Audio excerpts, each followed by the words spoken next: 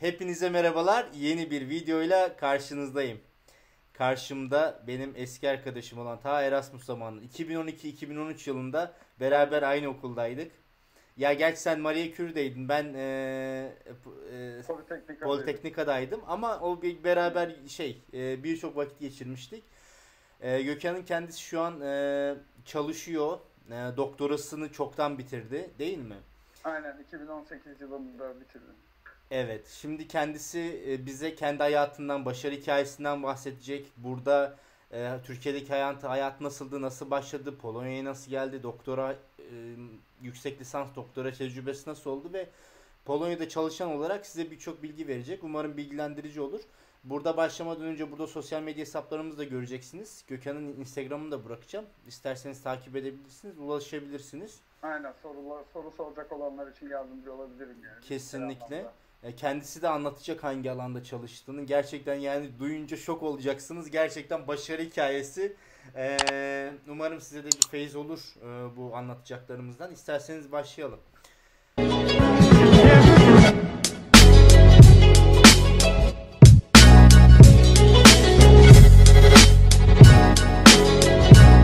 Gökhan, biraz kendinden bahset. Kimsin, ne yapıyorsun, nasıl başladı bu serüven?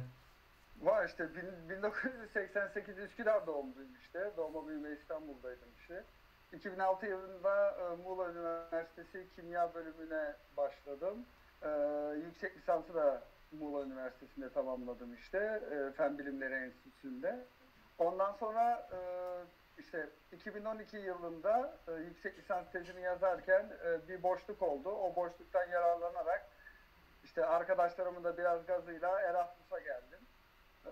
Lublin'e, Polonya Lublin şehrine.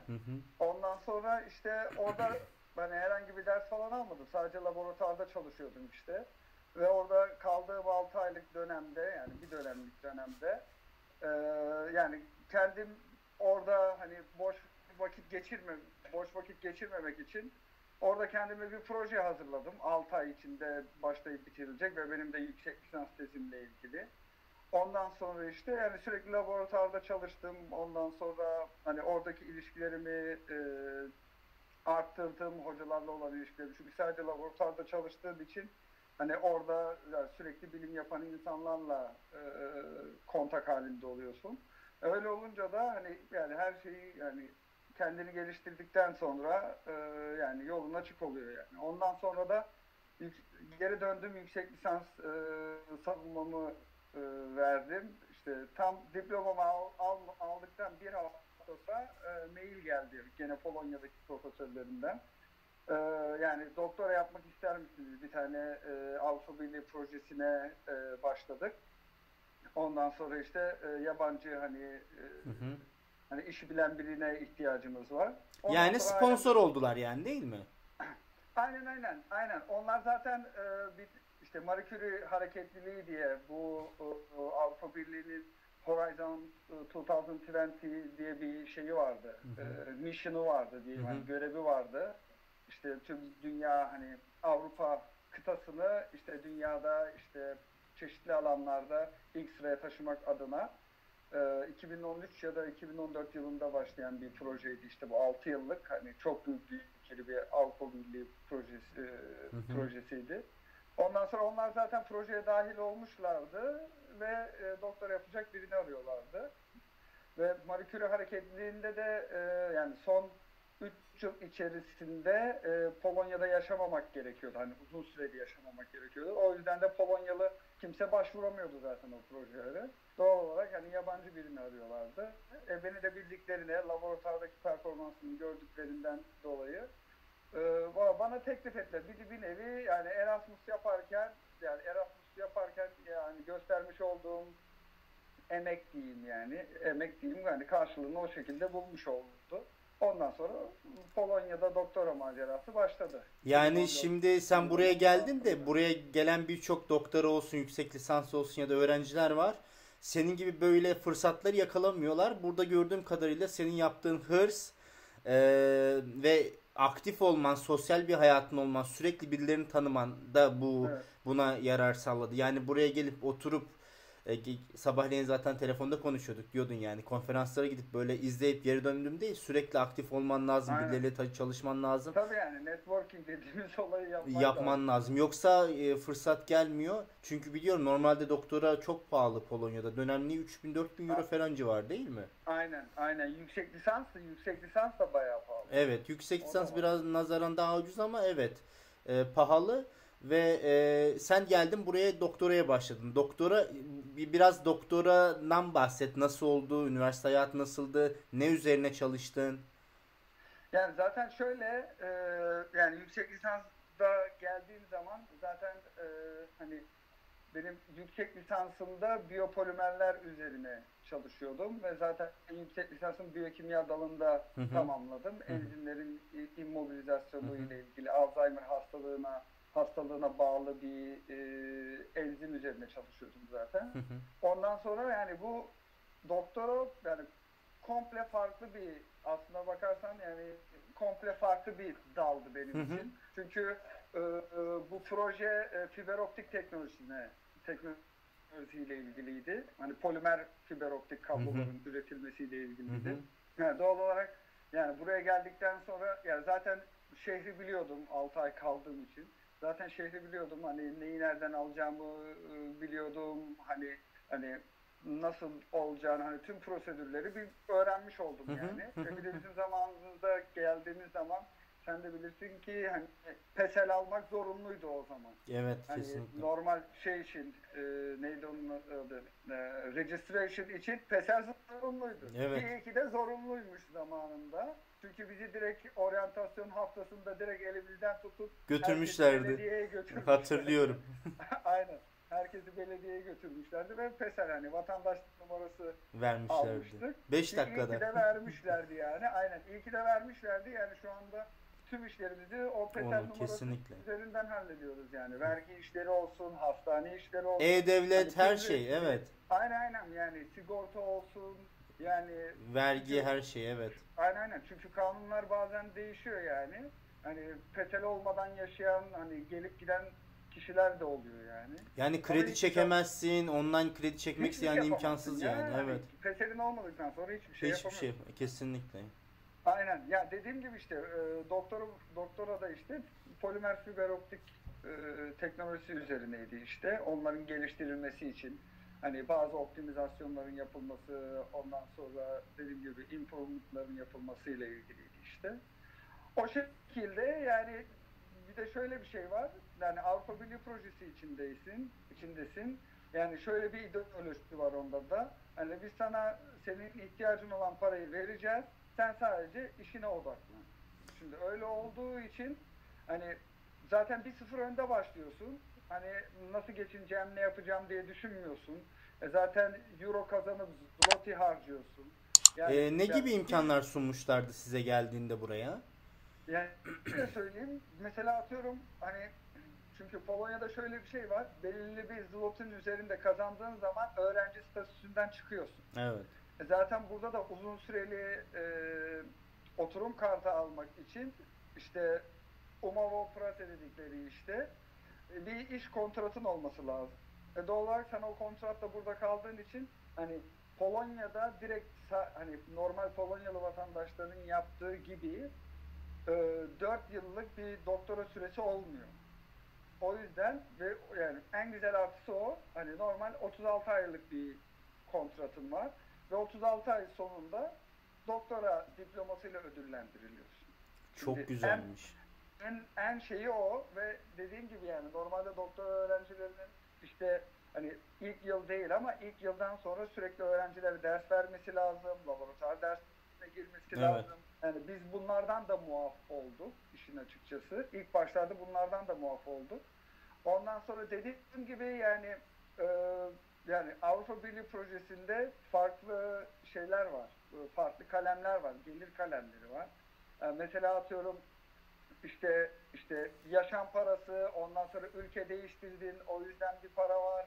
Ee, Yani living allowance ve Relocation mobility, bilmem ne. Hı hı. aynen mobility diye, aynen mobility allowance diye Hı geçiyor hı. işte. Yani iki kalem üzerinden para alıyorsun. 36 iş günü yıllık tatilin var. Bu da yani 7 hafta yapıyor yani. Gayet güzel. Yani Normalde Polonya'da Polonya 26. yani 21'den başlıyorsun Polonya'da, 2 20 yıldan sonra sonra gidiyorsun, 26'ya yükseliyor, evet. 26'ya çıkıyor yani. Hatta oradaki iş arkadaşlarım da hani şaşırmışlardı yani, sen nasıl 36 gün. Harca Ya, harca bitiremezsin yani. ya dedim işte vallahi verdiler, biz de kullanacağız dedim ya.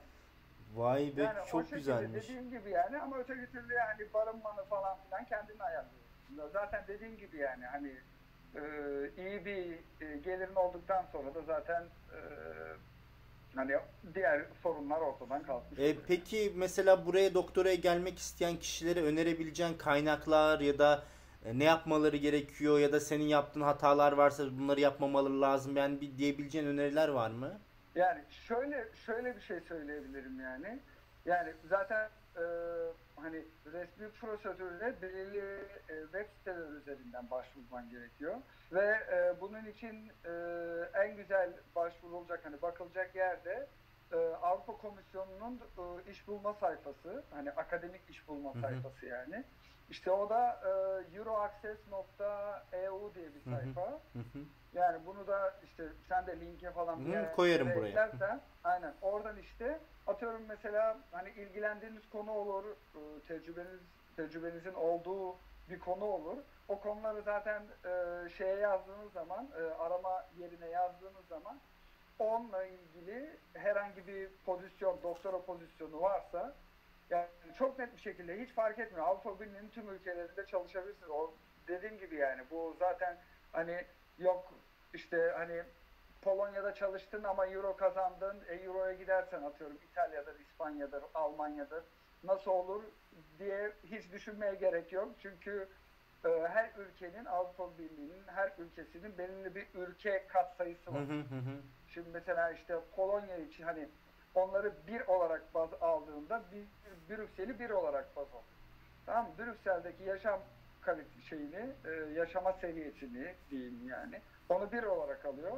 Yani mesela atıyorum Brüksel için 3.000 euro ise diyelim, aylık size verilen hani net sizin cebinize giren para 3.000 euro ise, işte Polonya'da 0,7 ile çarpılıyor en son. İşte öyle olunca 2.100 euro veriyorlar size. Hı hı. Ama mesela atıyorum İngiltere'dir, Danimarka, Norveç, Finlandiya, bunların yaşam kalitesinden değil de yaşama hani daha fazla paraya ihtiyaç var. Onların da işte 1.2, 1.3 şeklinde değişiyor. Yani dediğim gibi hani herhangi bir Avrupa projesinde çalıştığınız zaman hani parayı hiç düşünmenize gerek yok.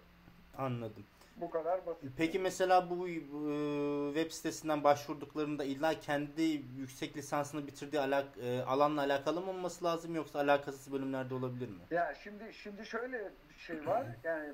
Yani kendi alanıyla ilgili olması büyük bir artı. Çünkü görüşmeye hani genelde zaten Skype üzerinden Hı hı. yani online görüşme oluyor. Çünkü vizeniz yok şey Hı hı hı yani hı hı hı. o yüzden. Şimdi öyle olduğu zaman size iş tecrübelerinizi soruyorlar. İşte diyorlar ki hani bu konu hakkında ne Hı biliyorsun? hı. Veyahut da atıyorum, çünkü yani projenin adını biliyorsun, projenin içeriğini biliyorsun. Hani yapacağın projenin Hı hı içeriğini, hı hı hı. başvurduğun projenin içeriğini biliyorsun. Öyle olduğu için yani yani tecrübenin olması bayağı bir artı yani.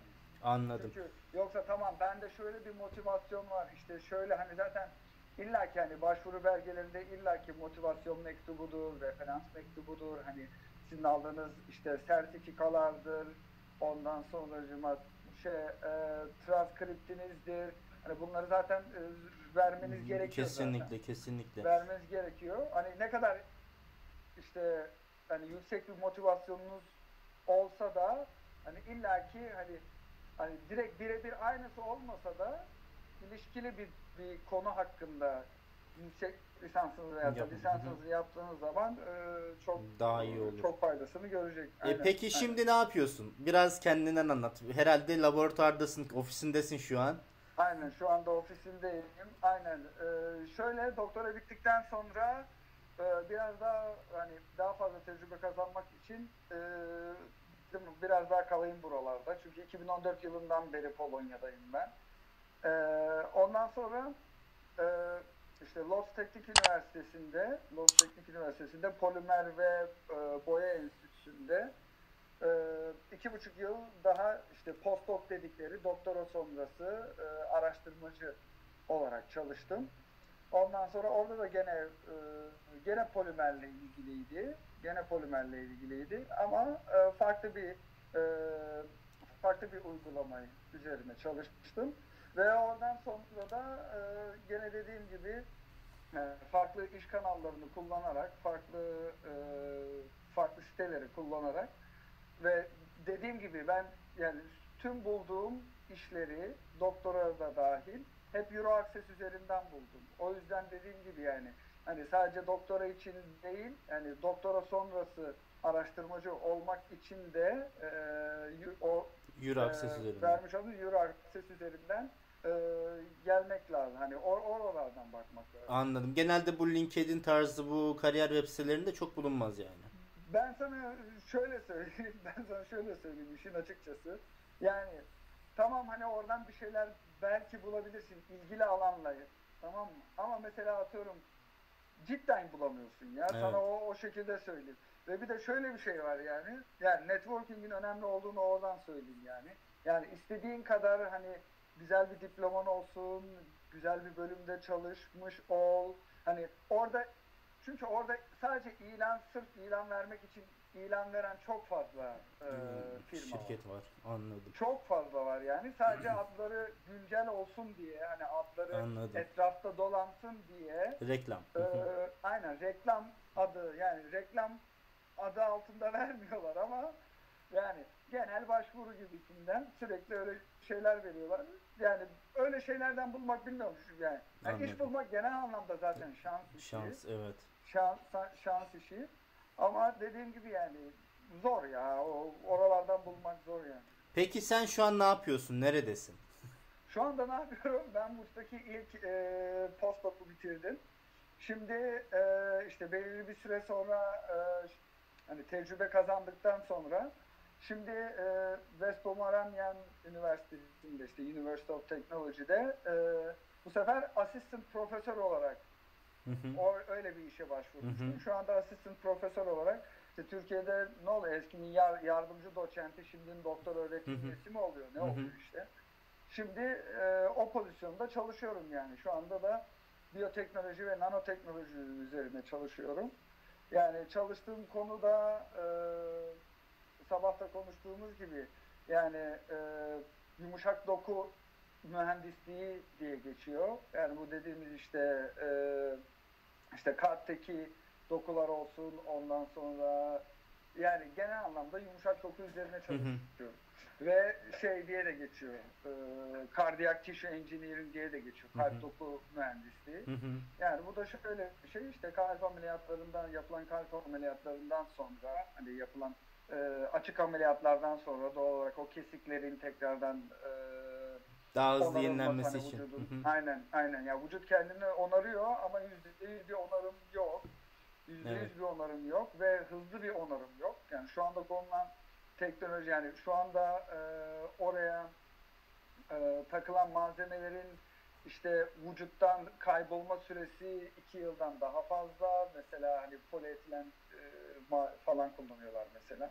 İşte bizim kullandığımız direkt yani bizim üretmeye çalıştığımız malzeme laparoskopik metotla vücuda enjekte edilebilir ve yerinde curing ne oluyor? İyileştirme. İşte, aynen. Yerinde iyileştirilmesiyle vücuda takılan ve belli bir süre sonra vücuttan kendi kendine kaybolan bir malzeme üzerine çalışıyoruz. Vallahi Gökhan çok geleceği olan, çok böyle fütüristik bir alanda çalışıyorsun. Seni de çok tebrik ediyorum gerçekten. Yani önün çok açık. Eminim bu videoyu izleyenlere de çok büyük referans olacaksın. Umut kaynağı olacaksın. Gerçekten hani Türkiye'den gelip buralara bu pozisyonlara gelmek gerçekten hele günümüz şartlarına baktığında çok zor. Bürokrasi, mülakatlar, Türkiye'nin içinde olduğu durum, şans, biraz da başka şeyler de gerekiyor.